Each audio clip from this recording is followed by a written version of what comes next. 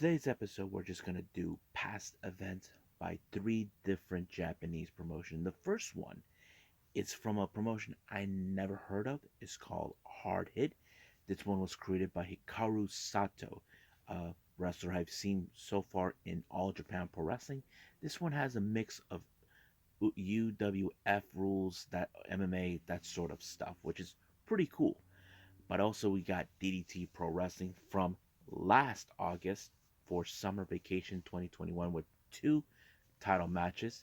And of course, and other things that took place really fun. But of course, we have a past event. This one dates back all the way from September by none other than Stardom in the finals of the 5-star Grand Prix. So, let's get ready for another episode of Deleted Wrestle Zone.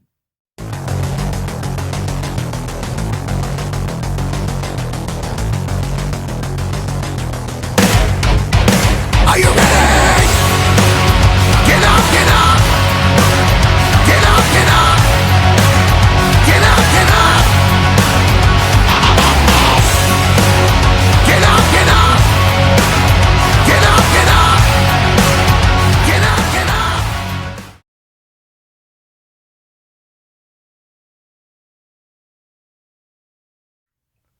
Welcome everybody to Deleted Wrestle Zone, all things that is pro wrestling with AEW, NXT, New Japan Pro Wrestling, Impact Wrestling, the National Wrestling Alliance, various promotions, wrestlers, matches, and championships. I am your host, Jay Rod here. So, the first Japanese promotion I'm going to be reviewing for all of you. This is a past event by a promotion called Hard Hit. This is a promotion that was created by Hikaru Sato. If you guys never seen him, he is a member of the stable faction from All Japan called um, Evolution. Basically, they are a mixture of wrestlers that have different background, like catch wrestling, a bit of the MMA style, high flying, King's Road, the whole shebang that you can think of. So basically, Hikaru Sato is amongst those, but this is his promotion where it's more of the a bit of the MMA with the UWF rules type of scenario. And the event is called Is This Heaven? This took place on the 26th of September. So basically, this one was more. This took place at Shinkiba First Ring, was one of the most popular one of the most interesting venues in the independent scenes down in Japan and Tokyo mostly. But let's get to the first match. We have Yutaka Kobayashi versus Kai Yamamiya. This match went a lot quicker. It basically ended in a submission in 1 minute and 40 seconds. Basically, armbar technique. I did not expect that, to win that fast, but okay. It's interesting. Next up, we have Kengo versus Taido Abe, or as we know him, Fuminori Abe. This one was a pretty good match. A lot of the catch wrestling. I know they were been trying to do submissions, even trying to see if they can give the slap to the face on the person. I don't know, but fortunately, this match ended in a time limit draw past 10 minutes. I'm like, really, really could have wanted to see, but it makes sense about Taito. He is someone I've seen before. I've seen him in New Japan. He made a couple appearances with Choco Pro, but yeah, I think he does have that expertise on grappling and all that. But I'm cool with that. Next up, we have Sushi versus Takaguki Ueki. Now, this is interesting. Sushi, I never heard of this guy. He was wearing a mask while he's doing his routine. I'm like, that's interesting. I don't know if there's been anybody that can do that. There was a rumor there was something like this before, but no. I'm like, I don't know if there's anybody. If you guys ever think of any MMA fighters that any wrestlers that wrestle in mask, please let me know. But this match was great. But however, it was um, Yuki who actually put Sushi in the submission move by crossing his legs and try to squeeze out the air out of his throat, right, crossing around his neck. I thought it was amazing submission, pretty good. Next up, we got Tan Tamura versus Hideki Sekin. This match was amazing. I've seen Dan Tamura before. He's also a member of Evolution in All Japan along with Hikaru Sato. But however, this match ended in a knockout in the favor of Hideki Sekine. I thought it was pretty good too. Next up we have is Kenichi Koiwa taking on Daisuke Nakamura. I thought this was also another good match. I pretty much enjoyed, but however, this one also ended in a KO and a knockout by Nakamura. I think he did a sort of how to say an elbow or something. I don't know. Pretty much made the how to say Koiwa to stay down in the 10 count. So basically, it was like a knockout. Next up, we have Tyson Mayuguchi taking on Takufuma Itoi. Now, this was a very interesting match. How it ended. Ito, he actually did some sort of interesting submission by using crossing his, trying to get his head into a leg submission, and also bending his arms at the same time. I thought it was a really good one. I think I like that. Next up, we got Takahiro Tababa taking on Hikaru Sato. This match was good. I'm a fan of Sato for every reason because he's good. He's amazing, and not to mention this is his promotion. But fortunately, this ended by ref's decision. He called the match when he realized that Tababa he was unable to continue, and basically ended with his decision allowing Sato to win. Next up, we got Rocky Kawamura taking on Takuya Wada. This match was great. I think it went well, but it could have ended up with the winner if we didn't once again end it in a 15-minute draw, time limit draw. Yeah, I was like, oh man, that's only two matches, but they were pretty good. But if I have to rate this one, I give it an 8. I mean, it stand out pretty good. I mean, I was like, really like what they were doing on this promotion. I don't know if I'll be ever to see another one like this ever again, but like I said, I'll give this an 8, and I think I like this promotion just pretty well. So I think right now it's time for DDT Pro Wrestling.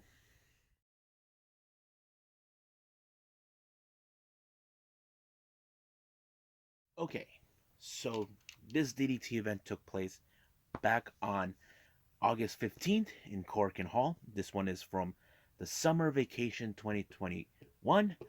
Basically, they went all over the place for the summer. So the first match we had is Hideki Okatani taking on Mizuki Takase. Now I have seen Mizuki Takase on certain occasions. Normally he's been appearing in Gambari. Uh, last time I saw him, last time I did saw a clip of him, he was teaming with Shigehiri, but it was great. But however, I felt like Okatani was the one who had the much better hand because he actually was a learning curve. He was like considered as the young boy, studying to be a better wrestler, and of course being in the same faction with Jun Akiyama, Juretsu. But I have to say did a pretty good job when he pinned Mizuki Takase in order to win the match. So good job. Next up, we got a very interesting 8-man tag. First team, we got Keigo Nakamura, Antonio Honda, Chris Brooks, and the Freak, then Dino versus all members of Disaster Box.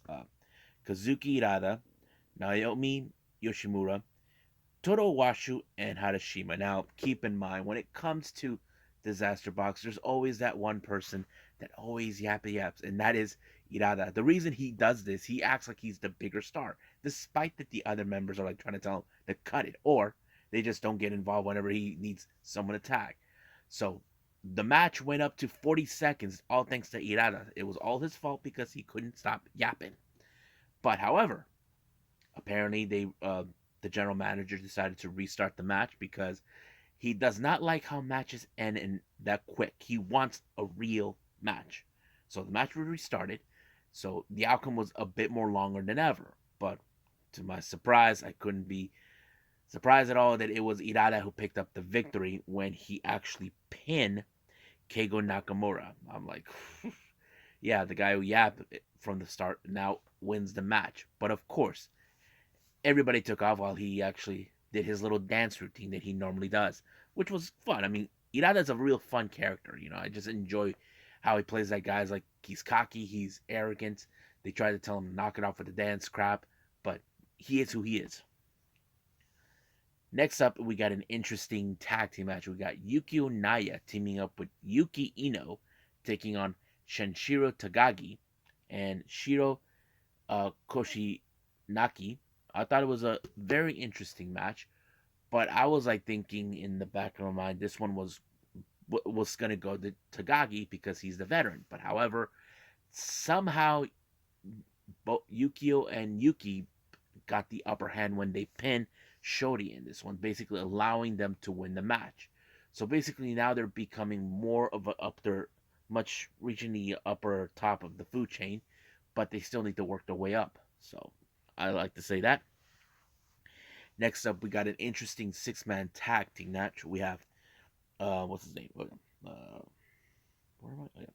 We got Yuya Koroku teaming up with members of Eruption, Yukio Sakaguchi and Kasusada Iguchi. I would have been surprised to see Saki in it, but no, that Damnation has no business in facing a girl like her because they don't want to challenge girls. That's basically their end game. But however, I think the psychology wise, they actually took out the weakest link in the team, and that was of course Koruko, and he was the only one who was like the young boy in the entire team, and it did allow for what's his name, Soma Takao, who picked up the victory. However, Saki really wants to get her hands on every member to show them that she can hang with the boys, but Damnation are not going to waste their time with her.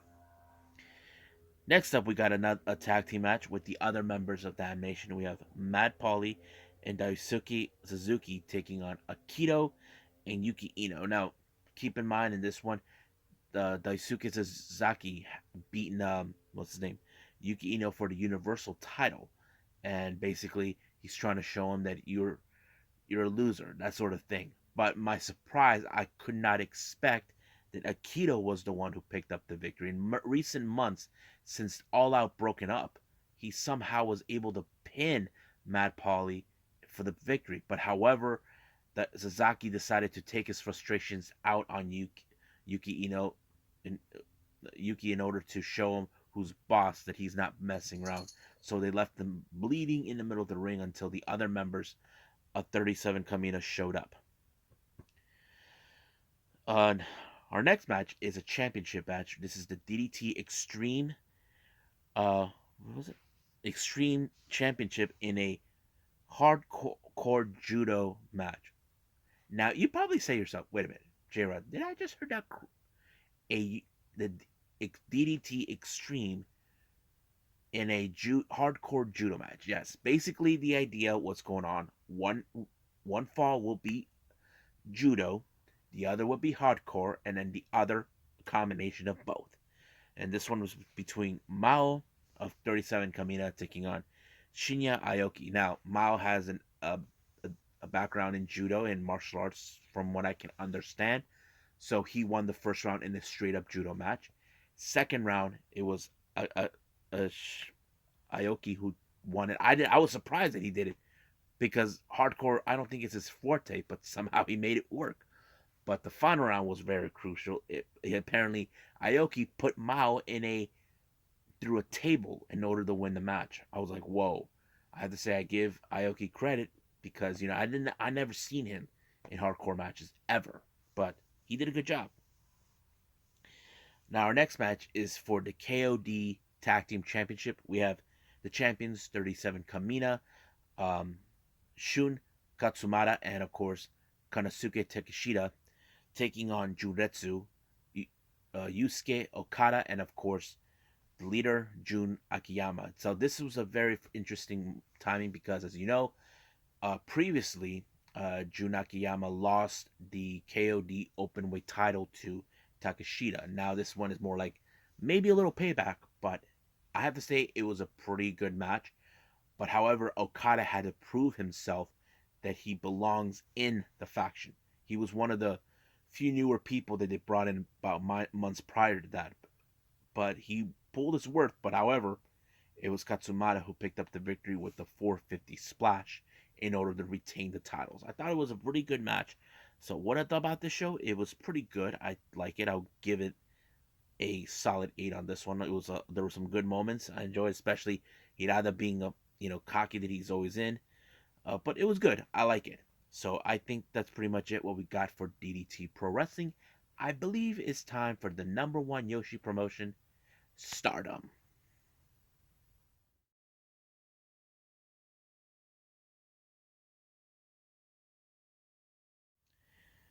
Okay, so as I mentioned before about Stardom, this is the 5-star Grand Prix, the finals. This took place on the 25th of August. Now, the reason I missed this one is because I'm still trying to catch up.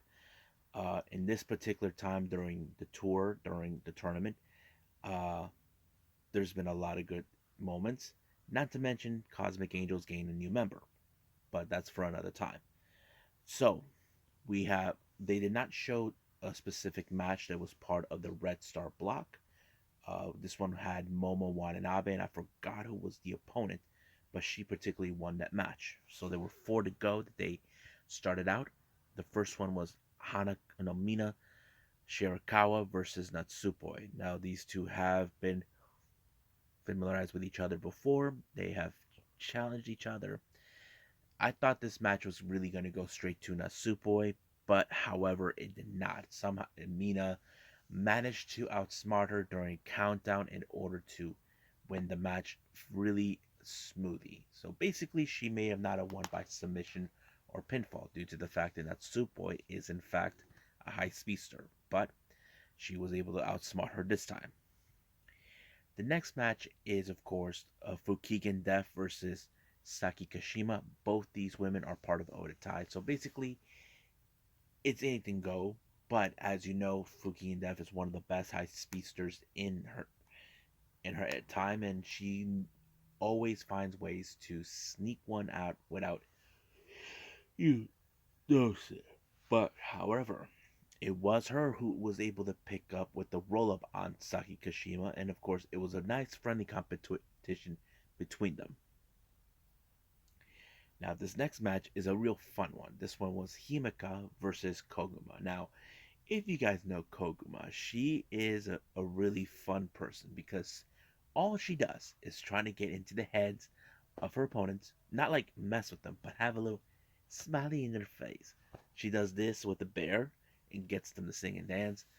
But there's a reason why they call her the high speed genius because she always figures ways out to go faster. If you guys know that she is a high speedster, but I don't think I think everybody would have assumed Himeka, who is one of the most dominant women in Stardom, was somehow outsmarted by her.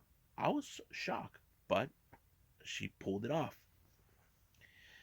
Now, the next match, the final match of the Red Star block, is Starlight Kid versus Mayu Iwatani. This match was so brutal. As you got knows, these two were good friends until Starlight Kid embraced the dark path and all that. I was amazed with the match, but the real question is who had the much deadlier suplex? Would it be Mayu or Starlight Kid? Well, that was a question that was later on showed by Mayu, who was able to overcome the match. But deep down, she still cares about Starlight Kid despite the fact that she's with Odatai. So, but however, they calculated the points on the Red Star block. The winner for this one was none other than Momo Watanabe. So we will see. So we will review who in the blue block actually win it. Um, we have the blue star block because the first match we have Ruka versus Azumi. Now in this particular match, when it comes to it, Ruka tried to cheat her way through due to the fact that she is desperate. But when it comes to Azumi, you all know for a fact she's a high speedster too, just like Kid and Koguma. But that's pretty much what it plays out. But however, it was, excuse me, Azumi that was able to pick up a very solid victory against Ruka, even if the odds were against her. But she's a high speedster. Next up was a very intense match between Saya Kamitani versus Unagi.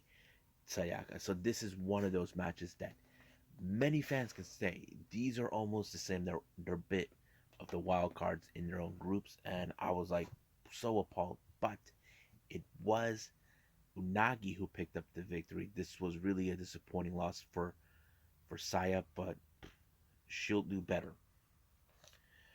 The next up we have Konami versus Maika. Now Konami, we know her as the submission sniper, and of course Maika, we all know she can do the same thing. But at the same time, we saw, of course, Odatai get themselves involved in this match to ensure that Konami wins, but it didn't do any well.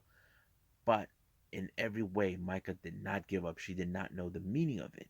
It tells us the story that she was willing to win. We all know Konami's story. But Maika was the one who got up and continued on until she finally pinfall her, and it was already over from there. Next up, we have Takumi Iroha, who we know her from the promotion Marvelous, take on Sudi. I thought this match was unbelievably good. The reason I say this is one of the most intensified. Now these two women were in fact at the top of the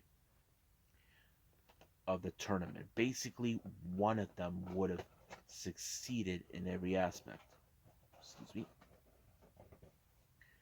So one of them could have succeeded, but in this particular match, it was very intensified. These are two women who were determined to get to the top. These two want the title, but who was going to walk out? This match ended in a time limit draw. I have to say it was one of the most amazing matches I've ever seen. Now, our next match, we have Tam Nakano versus Utami Hayashida. This is where it determines will Utami Hayashida go to the finals to challenge Momo. That was the very question that was told. But, however, I have to say, much of this match was going in favor to Tommy.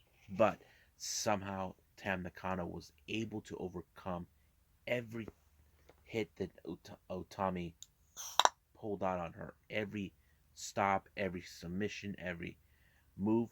But it was in the end Tam who pulled the Tiger Suplex on her, and she won 1, 2, 3. But because of this match, Utami lost. They calculated the person who will go to the finals for the blue star block.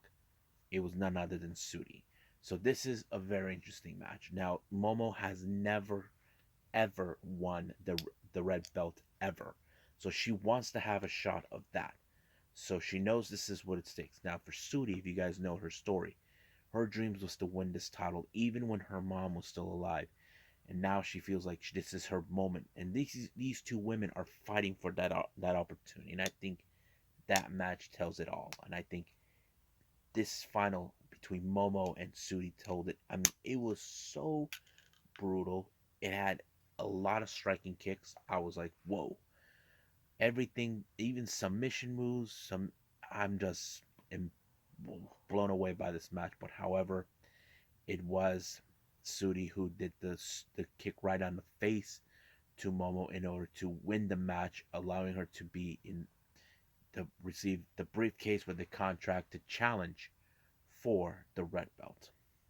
So I thought this match was amazing. There's more to come. Even though I'm catching up with this one very well, I will be seeing more of this stuff. But I think this 5-star Grand Prix, I never seen how it is at all. You see, I know there's been tournaments, but however, seeing this, it gave me another perspective. Kind of similar to the N1 victory, the Champion Carnival, and of course, what we have with New Japan. What was it? Oh, yeah, the G1 Climax. So I was happy with seeing it. I enjoyed it. I'll give this one possibly a 9. It was like an amazing event. I enjoyed it.